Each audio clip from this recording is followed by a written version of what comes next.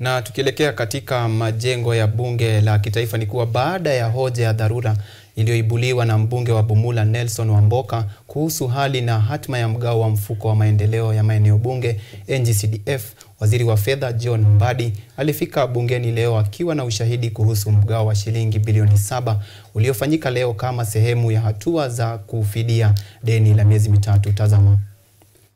Waziri wa fedha na mipango ya kiuchumi John Mbadi alihutubia bunge leo akitoa taarifa kuhusu hali ya mgao wa fedha kwa mfuko wa maendeleo ya maeneo bunge NGCDF kwa mwaka wa fedha 2024-2025. Hatua hii imefuatia mjadala mkali bungeni jana tarehe 15 Aprili mwaka 2025, ambapo wabunge walitishia kusitisha vikao vyao hadi fedha za NGCDF zitakapotolewa. Mbadi akijibu lawama ya kuchelewa kwa mgao huo, alieleza kuwa hali hiyo imesababishwa na madeni yaliyorithiwa kutoka mwaka wa fedha uliopita pamoja na changamoto za kifedha zilizotokea katika miezi ya Januari, Februari na Machi. Alisema pesa zilikuwa zikitumika kwa mambo kama mgao wa fedha za shule, malipo ya mikopo ya serikali ya shilingi bilioni 75 na mishahara ya shilingi bilioni 80. Licha ya kutolewa kwa shilingi bilioni 7 leo kama hatua ya kuhakikisha mgao huu unarejea katika njia sahihi, wabunge hawakuridhishwa. Walisitiza kuwa kiasi cha shilingi bilioni 21